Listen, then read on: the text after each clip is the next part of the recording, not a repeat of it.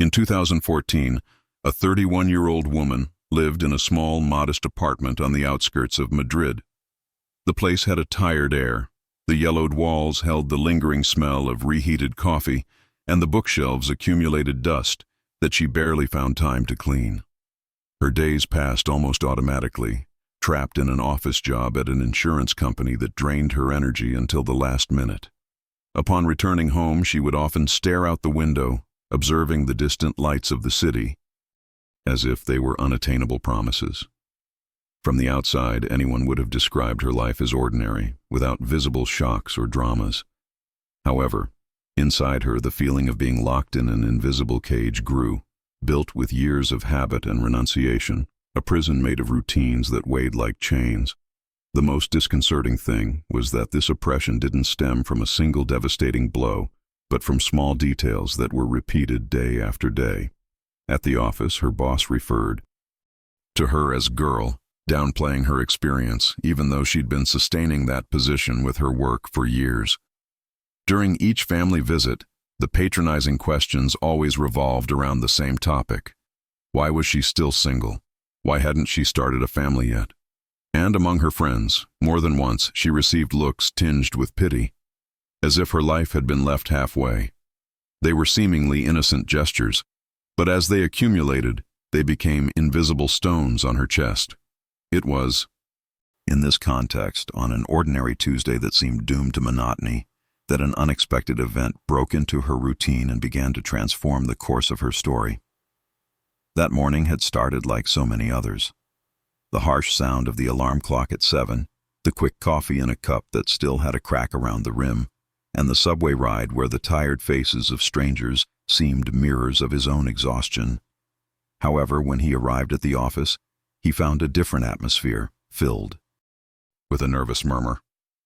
Everyone was talking about the imminent visit of a new regional director, a man whose name they barely knew, but whose arrival was enough to disrupt the routine of that rigid place. No one wanted to make a mistake in front of him, and the tension was palpable at every desk. While the others reviewed presentations and organized papers with unusual frenzy, she was relegated, as always, to making coffee and filing documents. This habit of treating her as everyone's assistant, despite her true role, was repeated so naturally that few realized the constant humiliation it entailed. That day, however, the situation took on a different tone. When she bent down to pick up some reports that had fallen to the floor, she heard a mocking comment from one of her colleagues, something about her role as a high-class maid. Those words, spoken almost in jest, crossed a boundary that had been brewing within her for some time, and marked the beginning of a change that no one, not even she, expected.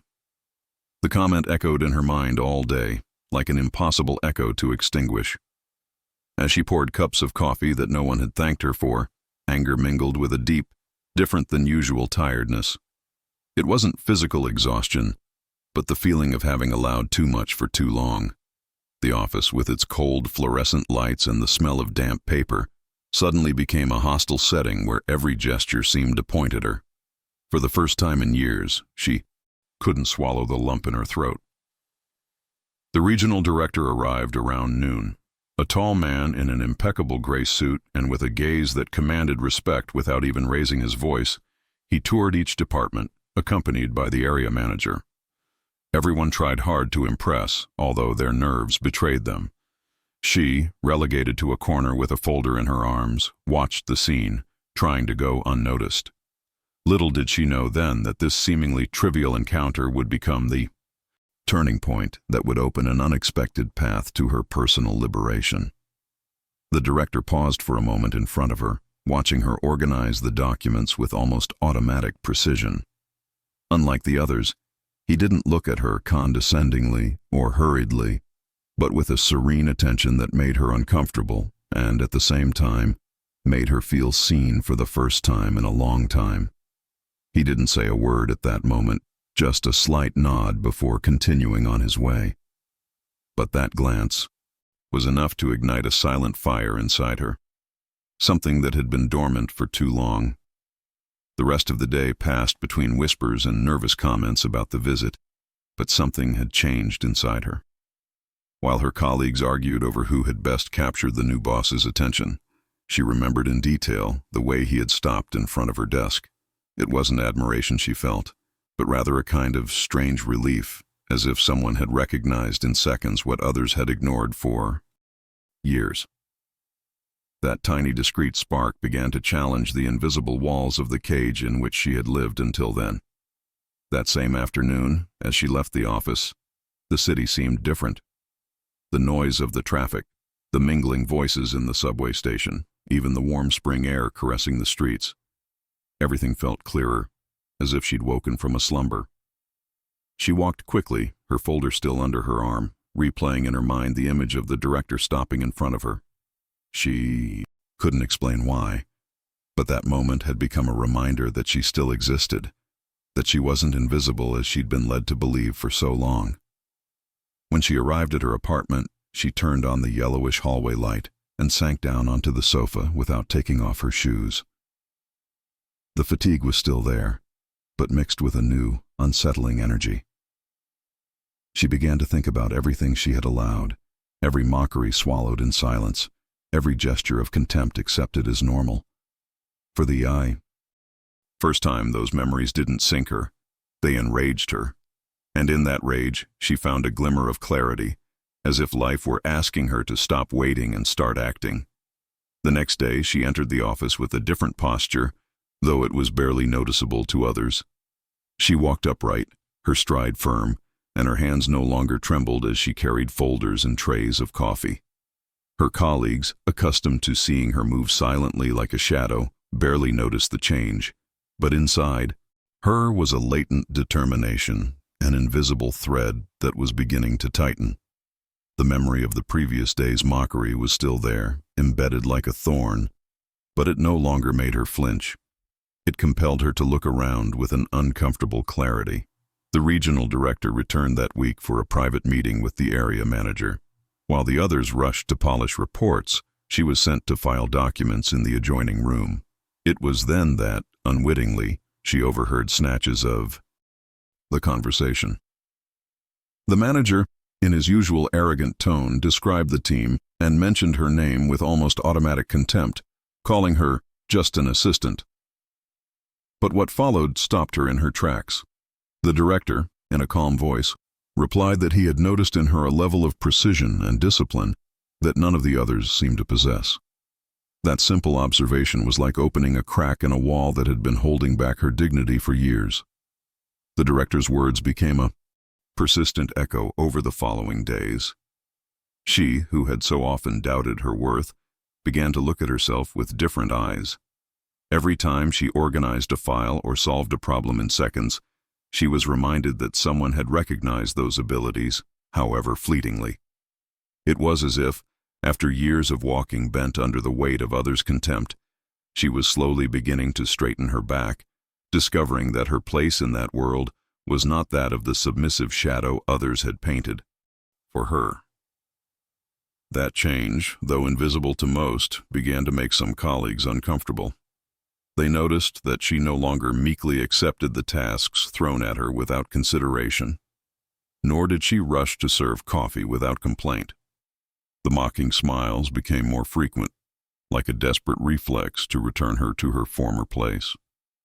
But what no one knew was that a bigger decision was brewing inside her, a seed of rebellion that, sooner or later, would end up breaking the ground in which she had been buried for so long. One morning, while organizing documents in the filing room, she overheard two colleagues talking about her behind her back again. The laughter was low, but every word was laced with disdain. They called her the shadow of the office, and joked that without her, the folders would pile up to the ceiling. They said it as if it were a joke, but their tone held venom. Far from crushing her, it reinforced her conviction that the time had come to stop being silent. For the first time, she felt she had nothing to lose by revealing who she really was. The day of the big quarterly report became the perfect opportunity. Everyone was nervous about presenting results to the regional director, and the area manager had ordered that no one except him should speak. But when the meeting began and the projected numbers didn't match what appeared in the official reports, An awkward silence filled the room. She, who had been responsible for crunching every number for weeks, felt the director's gaze discreetly rest on her, as if he were giving her permission to speak. With unexpected calm, she raised her voice for the first time in an important meeting. She pointed out the errors in the projected graphics and explained, with impossible-to-refute clarity, where the inconsistencies lay. The entire room fell silent. Some colleagues looked at her in surprise, others in annoyance. The area manager tried to interrupt her, but the regional director raised a hand and indicated that she should continue. In that instant, the power dynamic in the room shifted completely, and everyone felt it. When she finished her presentation, the director congratulated her in front of everyone, publicly acknowledging the precision of her work. That gesture, which seemed so simple, had the effect of an electric shock. The murmurs began as soon as they left the room. Some colleagues faked smiles, others couldn't hide their discomfort at having been underestimated for so long. For her, however, it was the beginning of a definitive awakening. That afternoon, as she walked home, the air of Madrid seemed different, lighter, as if she had finally broken the first of many invisible chains. In the following days, the office became a silent field of tension. Her colleagues could no longer ignore her, and while some tried to hide it with forced courtesies, others openly displayed their discomfort. The department head, his pride wounded, began assigning her even heavier tasks, as if to remind her of her place. However, each new attempt to minimize her ended up giving her more visibility, because her efficiency was evident in every result. What had previously seemed invisible now shone through, even if it was forced. She, for her part, discovered within herself a strength she'd never known before.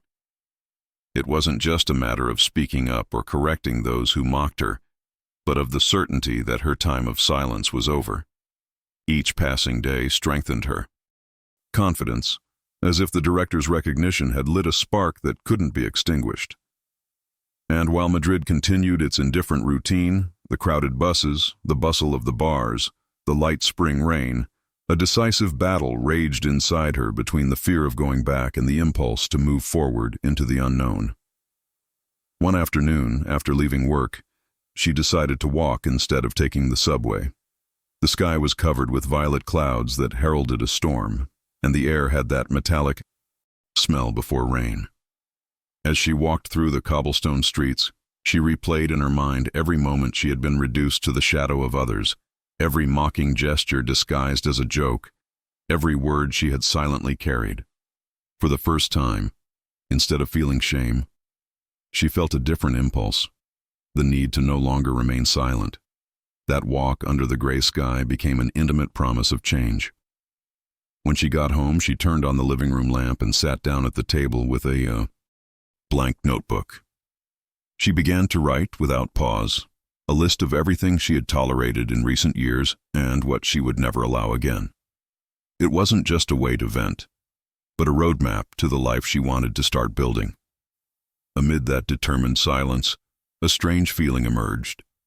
For the first time in a long time, she didn't feel alone. And perhaps here, those who follow this story might recognize something of themselves.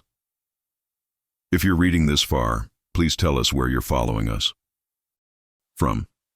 It's incredible to see how these stories travel and connect with so many places. The following days confirmed that that silent decision had marked a turning point.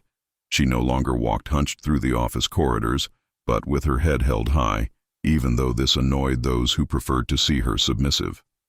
The department head, increasingly irritated, tried to relegate her to menial tasks, but each attempt ended in exposing his own error. She quickly resolved things that others complicated, and without seeking it, her name began to resonate in conversations that had previously completely ignored her. The regional director, attentive to these details, requested a report prepared by her for the next meeting. This gesture aroused suspicion and envy, but also opened an unexpected door, that of demonstrating her worth to those who had underestimated her for years. The night before, she could barely sleep. She paced her apartment, reviewing every figure, every piece of information, with the same obsession with which for years she had tried to fit into a place that never gave her space. But now, that same discipline that had previously been invisible was about to become her greatest weapon. The meeting began with a solemn air. Numbers appeared on the screen, and glances flicked back and forth between the area manager and the regional director. When it was her turn to report, the room fell into an expectant silence. She took a deep breath and, in a firm voice, "No," one remembered ever hearing her use, began to unpack every piece of data, every projection, every error she had detected and corrected. The contrast with the previous presentation was evident. What had previously seemed like a jumble of numbers became, in her hands, a clear and compelling narrative. Surprised, those present began to look at each other. Even those who had joked about her supporting role were forced to listen without interruption. The regional director nodded occasionally, taking notes and asking questions that she answered with surgical precision. When she finished, there was a brief silence, followed by a round of applause that broke the built-up tension. In that instant, she understood there was no turning back. What she had said and done in that room had forever ripped her out of the invisible corner in which she had been trapped for years. That same afternoon, as she left the office, she noticed that something in the atmosphere had changed. It was no longer just looks of mockery or indifference. Now there was an uncomfortable mix of forced respect and ill-disguised resentment. Some colleagues congratulated her with tense smiles, others simply remained silent. But far from being intimidated, she felt that for the first time she was walking on her own ground. Madrid, with its incessant bustle and frenetic pace, now seemed like a new setting, as if every corner hid a possibility she hadn't been able to see before. The department head, however, wasn't willing to give in. Over the next few days, he tried to discredit her in small ways, pointing out non-existent errors, delaying approvals for her work, even insinuating in front of others that her success had been pure luck. But each attempt ended up backfiring because she responded with facts, with results that couldn't be denied. It was evident that a silent battle was being waged in that office, and everyone around could sense that the balance of power was shifting. The decisive moment came. One Friday morning, when the regional director called a special meeting to review a key contract. The area manager, desperate to regain his authority, presented a document filled with doctored figures intended to impress. However, as soon as he finished his presentation, the director directly asked for her opinion, bypassing the established hierarchy. The silence that followed was so thick it seemed the walls themselves were holding everyone's breath. She opened the folder she had meticulously prepared and, with unexpected serenity, exposed the irregularities in the contract, dismantling each device with clear evidence. Her words were firm, but not arrogant. They were charged with the confidence that truth brings. As she spoke, some colleagues lowered their gaze, aware that the game of appearances had been exposed. The department head, red-faced with rage, tried to interrupt, but the director stopped him with curt gestures. In that instant, the balance finally tipped, and everyone understood that nothing would ever be the same again. When she finished her presentation, the regional director looked at her intently and, in a clear voice, announced that from that day forward, he wanted her to collaborate directly on several strategic projects. The room filled with a muffled murmur, a mixture of surprise and disbelief. It was an acknowledgement no one expected, least of all the area manager, whose bewildered expression betrayed it. For her, that moment was as if the invisible walls that had imprisoned her for years had suddenly collapsed. The feeling of regained dignity was so intense that she could barely hold back her tears as she nodded discreetly. That Friday became an irreversible turning point. As I left the office, the fresh city air seemed different, lighter, as if the world had finally decided to open up. I walked amid the noise of cars and voices on the terraces, with an unprecedented calm, aware that something profound had changed. And perhaps for those who continue reading this story, this will be a reminder that we all have a limit of endurance. If this story is inspiring you right now, please share it with someone who might find it empowering. We never know who we can help with such a simple gesture. The following days were a whirlwind of change. For the first time in years, she entered the office with a different energy, aware that her voice carried weight and her work was valued at the level it deserved. Some colleagues began to approach her with a respect that hadn't existed before, trying to ease the tensions of the past. Others, unable to accept the transformation, opted for a distant silence. But none of that mattered to her anymore. She had discovered that her strength didn't depend on the approval of others, but on the certainty of her worth. At home, her routines also began to change. The notebook she'd filled with everything she wouldn't allow herself to do again became a notebook of plans and dreams.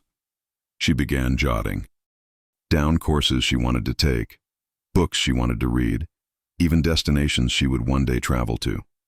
That list was no longer an outlet for frustration, but a roadmap to a different life. Every night, under the dim light of the living room lamp, she wrote a new goal, and each word was a building block in the construction of a future that, finally, she felt was hers. The regional director quickly assigned him a new project, this time with a small team under his supervision. It was an unexpected challenge that initially caused him vertigo, but it was also an opportunity to demonstrate that he could lead beyond numbers. The first few days were difficult. Some colleagues refused to take instructions from someone they had previously underestimated, but his calm firmness and ability to listen eventually won over even the most skeptical. Little by little, the dynamic changed, and what began as a test became a quiet victory. At the same time, she began to notice how her personal life reflected that transformation. She no longer accepted invitations laden with condescending comments or responded to her family's invasive questions with the same submission she had before. She learned to set boundaries, and in the process, she discovered the freedom to be in control of her own decisions. Even her walks through Madrid took on a different flavor. Streets that had once seemed routine became backdrops for new possibilities. Everyday life was no longer a reminder of what was missing, but a constant proof of how much she had begun to recover. As the months passed, her name ceased to be associated with the silent shadow of the office and began to be associated with efficiency, leadership, and clarity. The regional director mentioned her in external meetings as an example of discipline and commitment, and this external validation added to the internal security she had learned to cultivate. The area manager, who had previously ridiculed her, now barely dared to speak, aware that his power had eroded in front of everyone. The contrast was so stark that many silently wondered how they hadn't seen the obvious before. In her apartment, the changes were just as visible.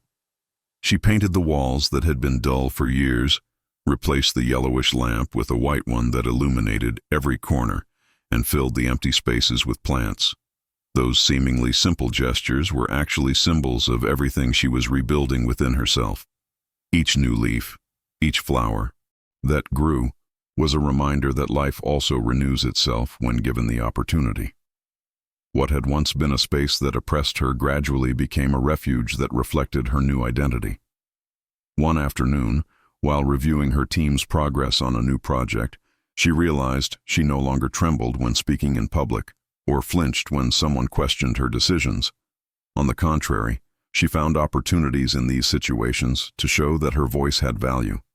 This newfound confidence not only strengthened her at work, it also began to radiate into every aspect of her life. Her old fears faded, and in their place grew the conviction that she had broken a cycle that had kept her trapped for years. His walks through Madrid were no longer automatic but conscious journeys. He paused to observe the illuminated shop windows, the bustle of the terraces, the laughter mingling with the noise of the traffic. In those moments he found a serenity he had never felt before. He no longer viewed life as a succession of burdensome obligations, but as an open space of possibilities. He had learned that he didn't need the approval of others to validate his existence. The simple fact of having discovered his own strength was enough. Over time, the echo of those taunts that had so marked her faded. They no longer hurt like before. Now they were merely a distant memory that served as a contrast to measure how much she had changed. The respect she had previously been denied became inevitable, not because she demanded it with loud voices, but because her actions backed it up. Silently, she had gone from being the invisible girl to becoming a key figure within the office, and that transformation was impossible to ignore. The most valuable thing, however, wasn't the recognition at work or the assigned projects, but the inner peace she had achieved. She had learned to inhabit her own space without apologizing for existing, to say no when necessary, and to take care of herself like never before. This new version of her life wasn't built all at once, but rather from small daily victories that, when accumulated, ended up building a solid wall of dignity and confidence. And when she looked in the mirror every morning, she finally recognized the person who had always been there, waiting to emerge. One autumn morning, as she entered the office and saw the leaves falling behind the windows, she realized that this place was no longer a prison, but simply another stage on her journey. She had transformed the space where she had once felt suppressed into a place of growth and dignity. She no longer needed anyone's approval to walk with determination. The confidence she had gained accompanied her every step, inside and outside those walls. What had once been a symbol of humiliation had become a testament to her strength. When she returned home that night, she turned on the white lamp that illuminated the entire living room and opened her notebook. On the first page, she wrote a phrase that summed up her entire journey: "Never again be invisible." She knew then that the true triumph hadn't been rising in the company or earning the respect of those who had scorned her, but rather regaining her voice and her self-worth. That certainty gave her a peace that nothing and no one could take away from her. And so, with a calm smile, she closed the notebook, knowing that, although challenges remained ahead, her life would never be the same. As the months passed, that transformation was reflected in every corner of her life. Her relationships changed. Old bonds filled with condescension dissolved, and in their place appeared people who valued her authenticity. She learned that it wasn't about fulfilling other people's expectations, but about forging her own path, even if it was full of unexpected twists and turns. Her story ceased to be that of a woman trapped in the shadows, and became that of someone who bravely chose to break free.